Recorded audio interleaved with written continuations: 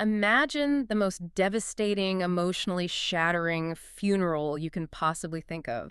Like a grieving family standing in the rain, a traitor lurking right there in their midst, and just this heavy, unresolved trauma hanging in the air. Right, it's a very visceral image. Yeah, but now I want you to imagine the deceased is a cartoon owl from a mobile game. Like the kind of game you play while you're just waiting for the bus. It is honestly a staggering juxtaposition. Yeah. You go from casually swiping on a glass screen to suddenly confronting the crushing weight of mortality and betrayal. Exactly. And you've probably experienced this yourself. You're mindlessly tapping your phone to kill 10 minutes in the dentist's waiting room. Oh, Yeah. definitely. We've all been there. But you are completely unaware that the developers have coded this entire literal Greek tragedy into the little pixels you're flinging across the screen.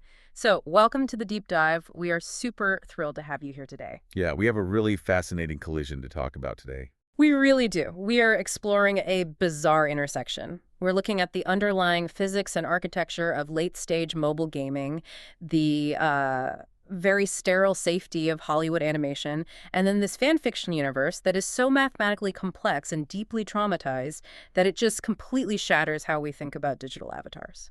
And what makes this journey so compelling is that we aren't just looking at isolated pieces of media here. We're looking at a direct chain of causality, Sure. like how the rigid mechanics of a physics engine actually forced a narrative shift, which then birthed a dark mythology, which then collided head-on with corporate movie making. It's wild, and we've got a massive stack of sources today to get through this. We are pulling from official Rovio mobile updates and these incredibly detailed Reddit meta-analyses from the hardcore competitive scene from early 2026. Those Reddit threads are intense, by the way. The math they do is unbelievable. Yeah. Oh, they do not mess around. We also have the Paramount Pictures press releases for the upcoming Angry Birds Movie 3. And then the anchor of our entire discussion today is this highly specific, fiercely intelligent, fan-written script known simply as blank3.pdf. That document is just a revelation. I mean, it really demonstrates how fans step in and enforce strict narrative consequences when corporate intellectual property just refuses to do so. Yes. But, okay, I want to start with the mechanics first. Because like you noted in our prep for this, the mechanics of the game totally dictate the lore. Right, you really can't understand the tragedy of this fan script until you understand what is actually happening inside the game engine itself right now. Exactly. So let's look at the current meta. We have this definitive, very data-driven tier list from a prominent competitive YouTuber named Demontropolis, and this was published in early 2026. And looking at his data, the evolution of the game's architecture is undeniable. I mean, if you go back to the origins of the franchise, the challenge was purely about parabolic trajectories. Like just basic math, right? Yeah, exactly. You were calculating basic arcs and gravity against simple wooden planks. Speed and precision were king. But the Demontropolis data shows a complete inversion of that original design philosophy.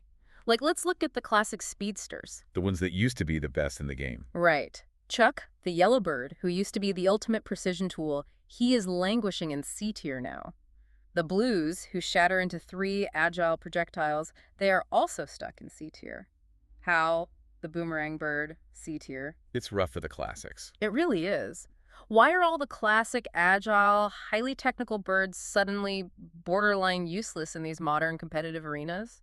Well, it's because the architecture of the game's levels has fundamentally changed. The developers had to artificially increase the difficulty. Because players were getting too good. Exactly. We are no longer dealing with simple wooden towers. Late-stage puzzle design in 2026 relies on incredibly dense, structurally fortified monoliths. We're talking about interlocking obsidian, reinforced stone blocks, multi-layered force fields, that sort of thing. Which sounds completely impenetrable. It basically is for the original characters. When a speedster like Chuck hits a reinforced stone wall now, his kinetic energy is instantly absorbed. He just lacks the mass to create a chain reaction. Speed is mathematically irrelevant when you're confronted with impenetrable mass. So the entire ecosystem shifted to favor brute force, basically. Precisely. You look at the top of that tier list, and it's totally dominated by heavy, lumbering demolition experts. Like bomb. Right, bomb, who is literally a volatile explosive, is an easy A tier. Silver, who executes a downward seismic slam that creates a literal earthquake effect, also A tier. And then you have Terence. Oh, Terence. Terence is fascinating to me. He sits comfortably in S tier, and he doesn't even have a special ability. Like, he doesn't explode, he doesn't speed up, he doesn't drop eggs. He's just massive. He is pure mass. Yeah, he's silent, massive, and relies on pure, unstoppable kinetic energy to crush everything in his path. And from a physics engine standpoint, Terence is basically a wrecking ball. His mass value is coded so high that he doesn't bounce off structures. He transfers his momentum directly through them, causing total structural collapse. Wow. The developers had to make the levels so difficult that only absolute destruction could clear them. Which naturally leads to an arms race, right, between the level designers and the character designers. And that brings us to Melody. Right, because Dimitropoulos doesn't even put her in S tier. No, he had to create an entirely new category, SS tier, just for her. Melody breaks the traditional physics of the game entirely. She really does. She Yeah. is basically a black hole that shoots out shrapnel. You fire her into a level, and she just inhales everything: wood, glass, stone, enemies.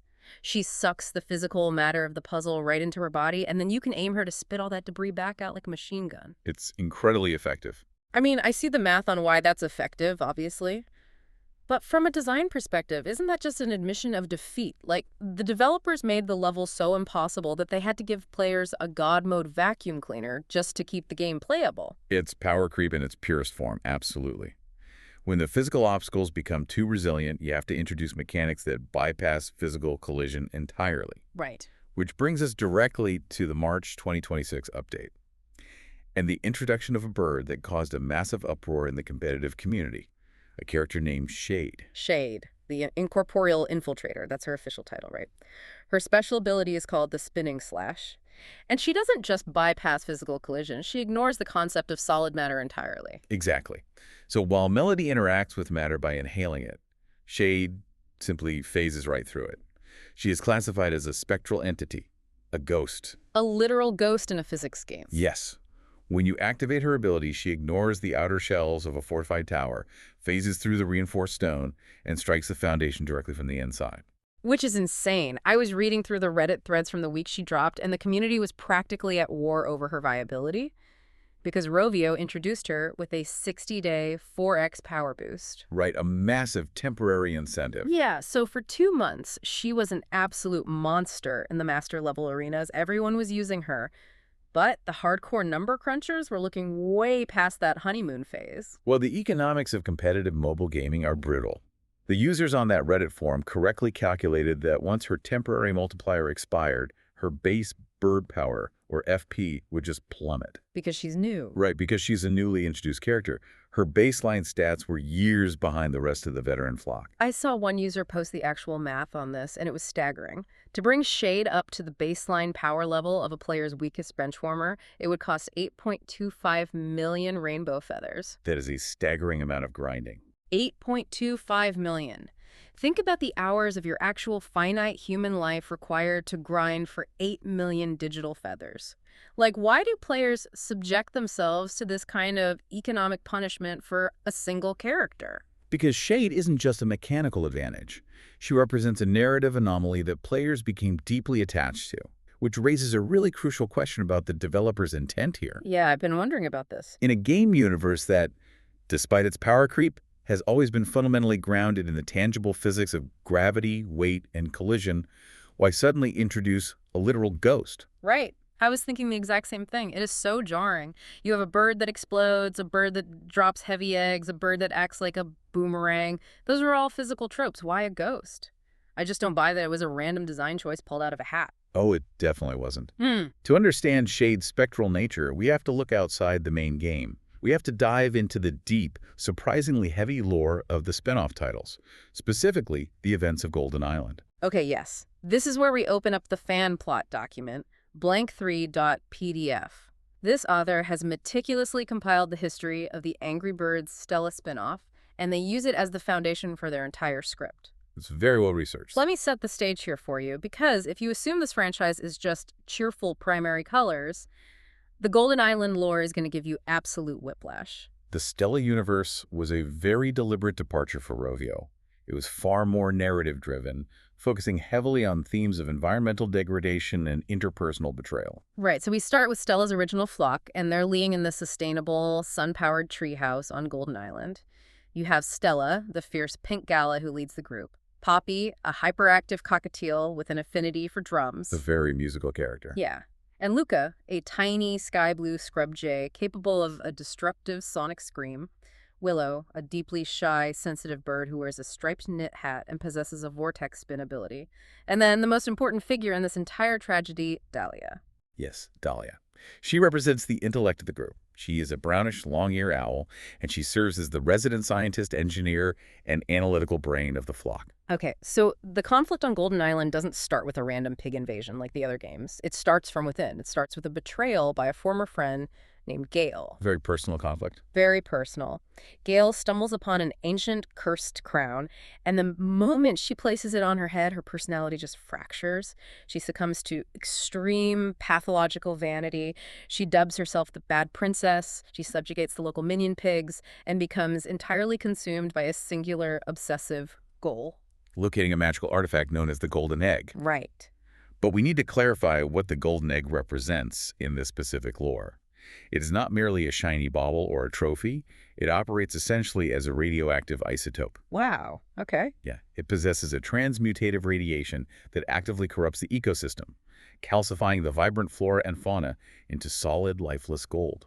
Gale's greed is literally triggering an environmental apocalypse. The island is actually dying, like the trees are turning to metal, so the flock has to fight a guerrilla war against their former best friend to save their home.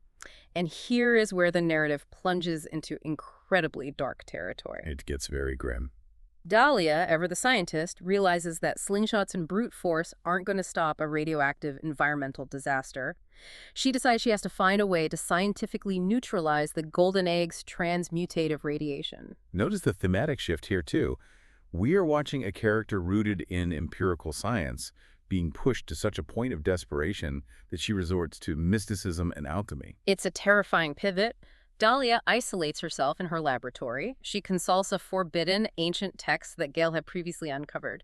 She abandons traditional physics and begins gathering incredibly specific, volatile, mystical ingredients. Like what? A rare black pearl and the bloom of a ghost orchid, which the lore dictates must be harvested under the direct light of a full moon. So she is attempting to synthesize a cure for magic by combining volatile chemical isotopes with ancient ritualistic flora. She is pushing her equipment and her own intellect far past their breaking points. And it results in a catastrophic failure. A microscopic miscalculation in her formula triggers a massive cascading chemical chain reaction. Oh, no. Yeah. Her laboratory is instantly flooded with a highly toxic, glowing purple mist. And the source material is brutally explicit about what happens next. Dahlia's physical form cannot withstand the lethal toxicity of the fume. That is horrifying. She collapses. Her respiratory system fails. The brilliant owl dies on the floor of her own lab. It is a profound, entirely avoidable tragedy. I mean, Gale's relentless narcissism backed Dahlia into a desperate corner, forcing her to play God in an attempt to save her ecosystem, which ultimately resulted in her agonizing death. But the tragedy doesn't even end with her physical demise. Her consciousness, her soul doesn't pass on. Her lingering spirit binds with the toxic purple mist that killed her. She is mystically reborn as a ghostly, monochrome spectral entity. Stripped of her vibrant feathers, stripped of her old identity. Yes. She abandons the name Dahlia and begins calling herself Shade. And suddenly, the bizarre gameplay mechanic in the 2026 update makes perfect, heartbreaking sense. It all clicks together. The reason this new incorporeal infiltrator can phase through solid stone walls isn't because she has a cool sci-fi gadget. It is because she is literally the restless, traumatized spirit of a deceased scientist trapped in a state of purgatory. I honestly cannot get over this. Think about the cognitive dissonance for a second. Millions of people are sitting on a subway, dragging their thumb across a piece of glass to fling a little white ghost at a green pig, completely oblivious to the fact that they are weaponizing a tragic tale of chemical asphyxiation and spiritual torment. It's wild to think about, though the narrative arc does eventually bring some closure to Golden Island. The surviving flock manages to defeat Gale, burying her ambitions and nearly Gale herself under a massive volcanic eruption. Good riddance. They managed to secure the cursed golden egg and hurl it into an unmapped oceanic trench to seal away its radiation. But the cost was immense.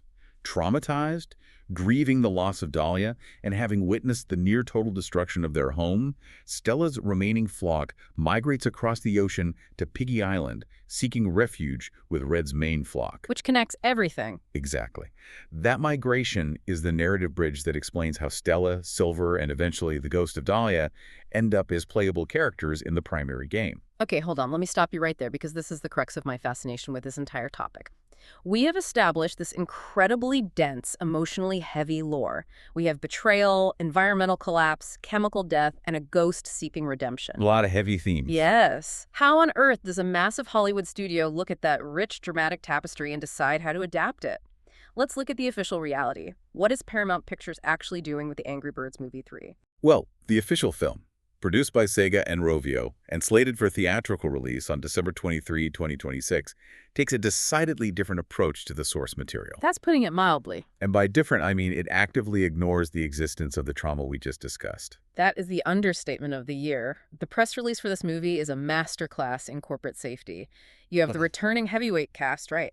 Jason Sudeikis voicing Red, Josh Gad as Chuck, Rachel Bloom as Silver, Danny McBride as Bomb, a very solid, recognizable cast. But then they loaded the roster with this massive array of internet personalities and celebrity actors to ensure maximum demographic reach. Mr. Beast, Emma Myers, Keith Palmer, Lily James, Nikki Glazer. It's an algorithmically perfect cast. Standard operating procedure for a massive, four-quadrant animated family film. The goal isn't to honor obscure mobile game lore. The goal is to sell tickets to parents and their young children during the holiday season. The plot synopsis reflects that mandate with surgical precision. Completely. The central conflict of the official movie isn't a radioactive artifact or the ghost of a dead friend. According to the studio, the main plot revolves around Red and Silver, who are now married, navigating the harrowing trials of, quote, full-on domestic family life. They have essentially transposed a 1990s television sitcom structure directly onto an animated island of birds. They have 3 kids, a baby, a young child, and a cynical, eye-rolling teenager who thinks Red is an overbearing, uncool dad. Naturally.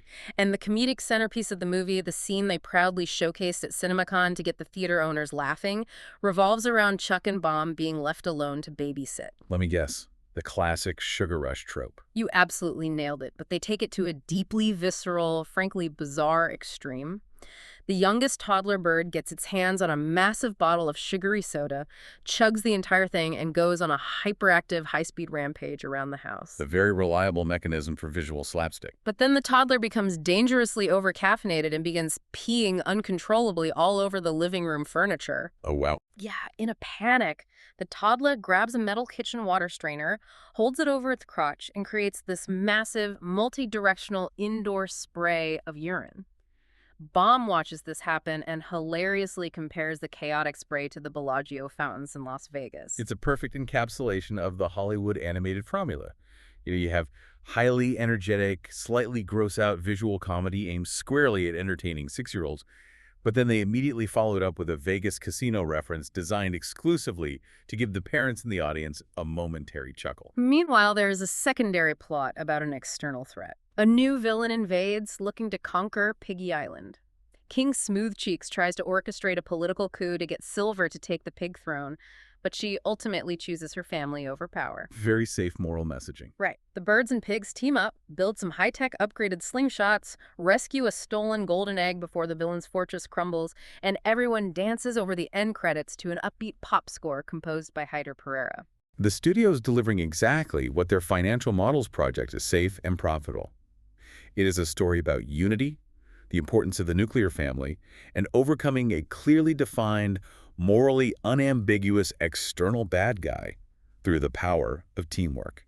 No chemical asphyxiation to be found. Exactly. It completely deliberately sidesteps the darker, morally complex lore of the games because, frankly, trauma isn't merchandisable. You can't sell plush toys of a bird who died of chemical asphyxiation. And I see the financial logic, I really do. But it feels so hollow once you know what's underneath the surface. Which brings us to the absolute masterpiece of our deep dive, What happens when a hardcore lore fanatic looks at that Hollywood script, rejects it entirely, and decides to write their own movie? This is where things get really fascinating. A movie that refuses to hit the reset button. A movie that forces the characters to carry the weight of their own history. We are talking about the blank 3-dot PDF fan script, and it is a masterclass in tonal whiplash. It completely abandons the safety of the family sitcom tropes. The exposition of this fan script is breathtaking. We don't open on a sunny beach or a chaotic babysitting montage. We open on Golden Island, and we open at a funeral. The author immediately anchors the narrative in the tragedy of the mobile updates. Stella, Willow, Poppy, and Luca are standing in silence around a freshly dug grave, mourning the death of Dahlia. The tone is heavy, somber, and deeply uncomfortable. And Gale, the bad princess, the architect of the environmental disaster that caused Dahlia's death, is present. But she isn't mourning, is she? No, she isn't crying. She isn't apologizing. The script explicitly notes that Gale is completely indifferent, treating the solemn funeral of her former best friend as mildly irritating background noise. By establishing Gale's reaction this way, the author transforms her from a cartoonish, conquer-the-world villain into something much more terrifying. A deeply narcissistic, emotionally vacant antagonist. The stakes are no longer about territory, they are intensely, uncomfortably personal. And Gale uses that funeral as a distraction. Capitalizing on the blinding grief of the flock, she slips away. This is the inciting incident of the entire fan plot. She infiltrates the sanctuary and steals the 3 unhatched eggs that Red's core flock protects at all times. We really need to pause here and recognize the gravity of that theft within the context of this specific universe. The eggs are the ultimate MacGuffin of the franchise. Right. They've been the whole point since day one. Since the very first level of the very first game in 2009, the singular driving motivation for the birds being quote-unquote angry is that their eggs are in danger.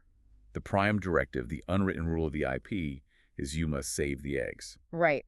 So Gale steals the eggs. As a reader, you immediately fall back into your conditioned expectations. You think, okay, here we go. Rescue mission time. That is what the formula dictates. You expect Red, Chuck, and Bomb to load up the slingshot, launch across the island, crash through a fortress, and catch the eggs perfectly in midair right before they hit the frying pan.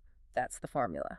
But the fan script executes a climax so shocking that it fundamentally breaks the formula. I am not exaggerating when I say I had to reread this section of the source document 3 times to make sure I wasn't hallucinating. The core flock mounts their rescue mission. They fight their way to Gale's fortress, and they fail. They are too late. The script reveals its jaw-dropping twist. Gale actually succeeds in cooking the eggs. It is a staggering display of narrative audacity. Wait, hang on. Let's really process this. She cooked their eggs, like actually cooked them. In the context of this universe, she cooked their unborn children. And the story just lets it happen. It is entirely unprecedented. How do you even continue a narrative after an event like that? It shatters the 17-year rule of the franchise. It's like Charlie Brown finally running up to kick the football, only to realize Lucy replaced the football with a landmine. You can't just walk that back. What happens to a flock of angry birds when their entire existential reason for being angry is permanently, irreversibly destroyed by a narcissist? You're touching on the exact reason why corporate media avoids this kind of storytelling. By having Gale cook the eggs, the author has permanently obliterated the status quo. This is no longer a lighthearted story about rescue and restoration. Clearly not. It is a grim, unflinching exploration of irreversible trauma and ultimate failure. And the author's answer to your question, how do you continue the story, is to employ a highly unconventional structural choice for the falling action. They execute a massive 5-year time jump. 5 years later, you read that and you brace yourself for a dystopian wasteland. You expect the surviving birds to have morphed into hardened warriors waging a brutal, apocalyptic war of vengeance against Gale, who is now an entrenched dictator. But the author swerves again. We find ourselves in what might be the most bizarre, surreal, and darkly comedic scenario I have ever read in a piece of fan fiction. Gale has indeed achieved a position of absolute totalitarian power. She has captured the entire combined roster of characters. Everyone. Red, Chuck, Bomb, Matilda, Terence, the mischievous Blues, Bubbles, Stella, Silver, Melody, the grieving Luca, the sensitive Willow, and the ghostly Shade. Gale has them all locked in a single room. And what is she doing to them? She isn't torturing them with physical violence. She isn't forcing them to build statues of her. She is forcing the entire traumatized flock to sit down and take a standardized math exam. A geometry test. Let me be very specific. The exam consists of exactly one question. Calculate the formula for the volume of a sphere. From a literary standpoint, it is a brilliant piece of absurdist comedy. Gale has committed the ultimate atrocity. She has destroyed the future of their species, and her chosen method of displaying her dominance 5 years later isn't a grand public execution. No, it's a test. It's mundane, bureaucratic, academic torture set against the backdrop of epic avian grief. But I want to push back on the author's logic here for a second. I get that it's absurd, but why math? Why geometry? If Gale is a ruthless dictator who literally cooked their offspring, why wouldn't she just execute them and be done with it? Why go through the theatricality of a pop quiz about spheres? Because execution ends the suffering.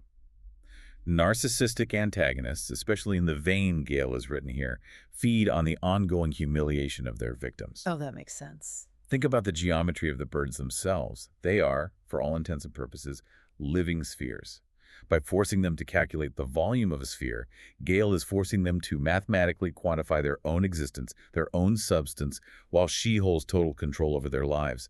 It is an exercise in psychological degradation. That makes total sense. And the way the script details how each individual bird reacts to this degradation is just peak character comedy. It aligns so perfectly with the competitive tier lists and the mechanical personalities we discussed earlier. It really highlights how well the author knows these characters. I want to walk through these exam answers because the author's understanding of these avatars is incredible. Please do. It perfectly illustrates how characters react to totalitarian control when they have nothing left to lose. Okay, so we start with Red, the stubborn, fiercely loyal leader who failed to save the eggs. He refuses to engage with the premise and angrily writes down the formula for the volume of a cylinder. He gets it wrong out of spite. A classic display of impotent defiance. Then you have Chuck, the technical speedster who always moves too fast for his own good. He doesn't read the question properly and confidently writes out the formula for the surface area of a sphere. Bomb, the brute force explosive who isn't known for his intellect, completely panics and writes the volume of a cone. Those are the mechanical failures. But then you have the characters who actively mock the exam. Right. The Blues, those tiny triplet chaos agents who sit in C tier, don't even pretend to do math. They just grab a giant blue crayon and scrawl across the entire exam paper, "Math is for nerds." Exactly what you would expect from adolescent tricksters. Then we get to Terence, the S tier wrecking ball, the silent, massive force of nature. Terence looks at this geometry exam regarding the volume of a sphere and simply writes 2 words: apple pie. The absolute refusal to acknowledge Gale's authority. Matilda, the maternal figure of the flock who uses her egg-dropping ability to maintain control, ignores the math entirely and writes out a highly detailed recipe for vegetable soup. Bubbles, the A-tier bird whose entire mechanical gimmick is inflating himself with air like a balloon, just writes the word "fesh H" in massive capital letters. Notice how the characters with the most utility in the game are the ones most disconnected from the reality of the exam. Stella, the former leader of the Golden Island flock, tries to be helpful but completely misses the point of the question, writing out the dictionary definition of the word circumference. And then my personal favorite, Silver. Ah, Silver. The A-tier earthquake slammer. Silver doesn't even pick up a pencil. She literally falls asleep at her desk. She sleeps through the entire exam, leaving her test paper blank except for a massive puddle of drool and a crude, hand-drawn doodle of a sleeping pig. It's a fantastic sequence that beautifully deflates the tension. You have a room full of highly destructive, overpowered characters reacting to the absolute tyranny of a murderer by simply being incredibly, stubbornly, hilariously stupid. They refuse to play her psychological game. Exactly. By failing the test so spectacularly, they strip Gale of the satisfaction of their submission. But amidst all that glorious, chaotic goofing off, the tone shifts one final time. Because 3 characters in that room do not treat the exam as a joke. The survivors of the Golden Island tragedy. Right. Luca, Willow, and the ghost of Dahlia, Shade. They see this piece of paper not as a math test, but as an opportunity. They use the concepts of geometry, of volume, and spheres to deliver devastating, hyper-articulate verbal roasts, holding Gale completely accountable for her indifference at Dahlia's funeral 5 years prior. This is where the narrative genius of the fan script solidifies. The author bridges the absurdist comedy of the math exam directly back to the unresolved grief of the inciting incident. It's so well done. The trauma wasn't forgotten. It was just waiting for the right moment to surface. Luca, the tiny scrub jay with the sonic scream, submits this answer. The only thing that has shrunk to absolute 0 volume on this island is your heart, Gale. You traded your closest friends for the transmutative radiation of a shiny golden egg, and now you have the audacity to demand we do math for you. You're a fake queen ruling over an empty, calcified castle. He uses the mathematical concept of zero volume to brilliantly attack her lack of empathy. It's a calculated strike at her narcissism. Then Willow, the shy, sensitive artist of the group, turns in her exam. She writes, "A sphere actually possesses volume, Gale. But your skull contains nothing but hollow greed. I watched you at the funeral. You didn't even shed a single tear for Dahlia. Oh. You stood high up on your balcony admiring your corrupt gold while the rest of us wept in the dirt. Your math is exactly like your soul, entirely empty." She strips away the illusion of Gale's royal superiority, reminding her that true power isn't dominance, it's the capacity for human or avian connection, which Gale has forfeited. And then we reach the emotional climax of our entire deep dive today. Shade. The spectral, incorporeal remains of Dahlia. The brilliant scientist who choked to death on toxic mist because of Gale's hubris. Shade slides her exam paper forward, and her answer is an absolute mic drop. The ghost delivering the final verdict. Shade writes, "I could calculate the precise volume of a sphere in my sleep, Gale. My intellect is vastly superior to yours. But I chose to scratch the formula out because you do not deserve the fruits of my mind. That is so good. You ignored my funeral. You stared at your precious radioactive golden egg while my friends buried my physical body in the cold, unforgiving earth. You think this crown makes you a queen, but you are nothing more than a pathetic ghost, haunting the hallways of your own insatiable greed." And then she finishes the exam with this chilling final line. "By the way, Gale, death is still warmer than your cold, hollow heart." It is breathtaking. You have a spectral owl delivering a Shakespearean monologue about the thermal properties of death and the emptiness of greed, all weaponized within the margins of a high school geometry quiz. It's incredible. And what's so striking about the resolution of this script is what doesn't happen. The climax isn't a massive screen-clearing explosion. Right, there's no physical fight. Terence doesn't crush the castle. Shade doesn't use her spinning slash to phase through Gale's chest and stop her heart. The script simply states that after reading those 3 exams, Gale is left sitting on her throne, deeply, profoundly ashamed. And that is the true power of this fan narrative and why it resonated so deeply with the community. The ghost of Dahlia confronting her betrayer isn't accomplished through a newly patched gameplay mechanic. It's just words. Exactly. The final blow is entirely psychological. Yeah. The survivors hold Gale accountable through the sheer power of their words, forcing her to confront the agonizing reality of her own isolation. It is a profound exploration of grief and consequence. So let's pull all these threads together. Mhm. We started by looking at the raw mathematics of a mobile app, the evolution of hitboxes, the shift from speed to brute force, the economic grind of 8.25 million feathers just to make an incorporeal ghost viable in the competitive meta. The mechanics that started it all. And we contrasted that with the sterile, heavily focus-grouped machinery of Hollywood, which serves us babies drinking soda and Bellagio fountain pea in a desperate bid to sell theater tickets to 4-quadrant demographics. A very safe, sanitized version of the world. And then, standing in direct opposition to both the algorithmic grind and the corporate safety, we have the fans. A dedicated community that looks at this pixelated universe and demands tragic, character-driven storytelling about betrayal, the permanence of loss, and the circumference of a sphere. It forces you to reevaluate the relationship between creator and consumer. The corporate creators own the copyright, they design the physics engine, they cast the celebrities. But they are terrified of permanently altering the characters. Because that's a risk. Exactly. The fan author, unbound by the necessity of merchandising, understands that characters only achieve true resonance when they are allowed to suffer, to fail, and to carry the scars of their history. It makes you wonder, as we move further into an era where AI can instantly generate endless, algorithmically safe, perfectly personalized corporate media, will we just default to the sterile comfort of those sitcom tropes? Or will our algorithms eventually realize that what we actually crave as humans, even in our silliest, most cartoonish games, is the digital equivalent of a Shakespearean tragedy? Thank you so much for joining us on this deep dive. Keep looking for the hidden stories behind your favorite everyday apps, because you never know when you're going to find a ghost in the machine. Until next time.